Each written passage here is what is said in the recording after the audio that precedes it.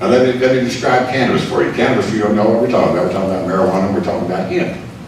Both marijuana and hemp are cannabis, which is the scientific term. I put it this way, cannabis, hemp and marijuana are both cannabis in the same way that Danny DeVito and Dennis Rodman are both adult males.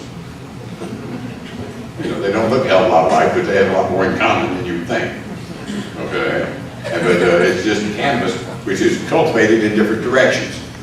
If I wanted it as an industrial textile crop, they used to have hogsheads of cannabis seeds that they would take on sailing ships, so that if they got shipwrecked and marooned, they could grow their own ship.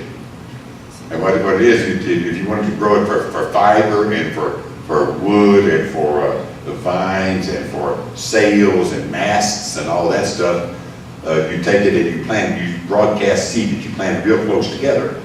And so it will compete with each other. Each of the plants compete with each other, and they grow taller towards the sun with great leaves on the top.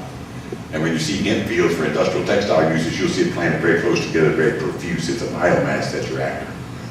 You take those same seeds, and when you want to do it for smoking, and you plant a couple here and a couple there, and you clear out all the underbrush, because you want as much sun getting to that individual plant as possible, so it will create branches and leaves and the oils and stuff to protect it from the ultraviolet rays.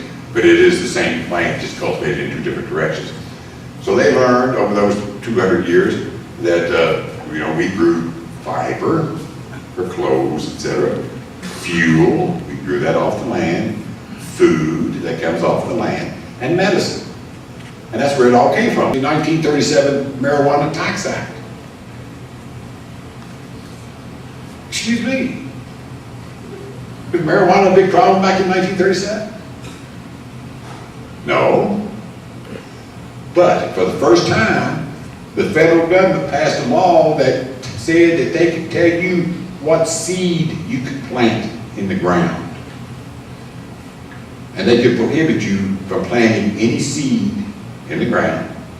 And they could prohibit you from consuming green natural plants if they wanted to. And they did. They criminalized the farmer. What they did was they eliminated cannabis as an agricultural crop. Now why would they want to do something like that?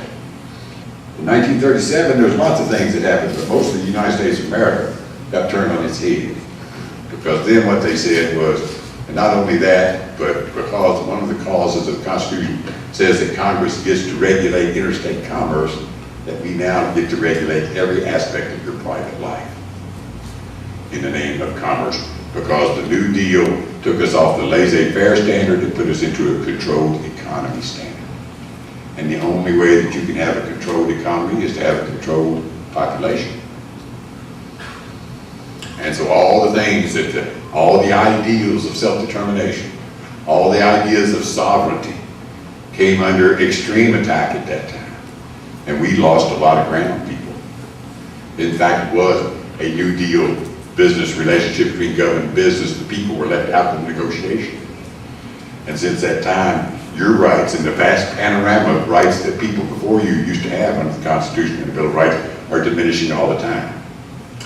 And you and your generation are under more peril than any prior generation because it's been gaining momentum.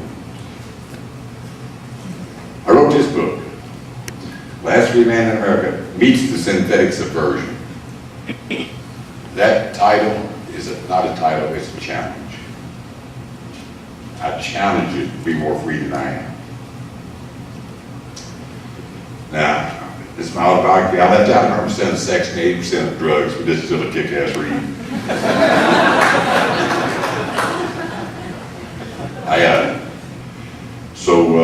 This book is written for laughs as much as it is for education, and I encourage you all to get a copy of it.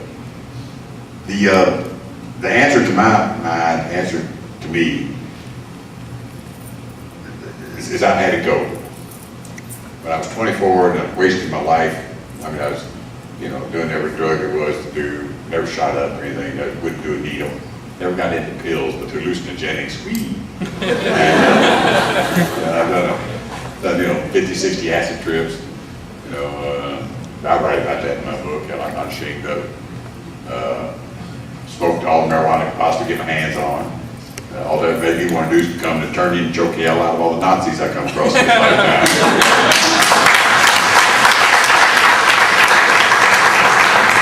It turns out, however, that in a study released last month, that medicine and doctors kill more people than anything do in the United States of America. In the year of the study, doctors and medicine killed 783,000 people. Cancer, 575, heart attack, 600.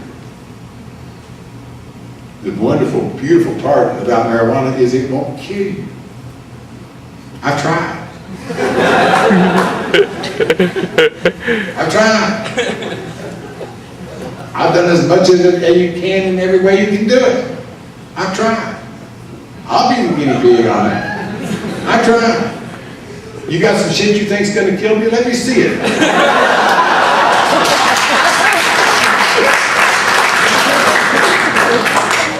In 1993, I was elected Freedom Fighter of the Year by the Freedom Fighters Association, and they sent me to Amsterdam, all expenses paid, in a cannabis cup competition. Cannabis cup competition that, you know, High Times sets it up every year. So I get off the jet plane over there, and Steve Hager from the High Times meets me in a limousine with a grocery bag of the 8 major brands of marijuana in Europe and a list of 42 coffee shops. All of them had their own brand.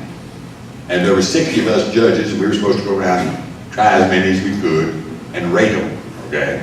So I got elected judge of judges, and so I tabulated all the results, and I announced the winners at the big grand finale. And the lady from Amsterdam News is standing there. She's a little short lady. She's looking up at me and says, "Now, Mr. Galbraith, let me get this straight." She said, "You came over here and you tried the 52 best brands of marijuana in Europe over a 6-day period of time, and you graded them into 8 different categories, including duration of high. Is that correct?"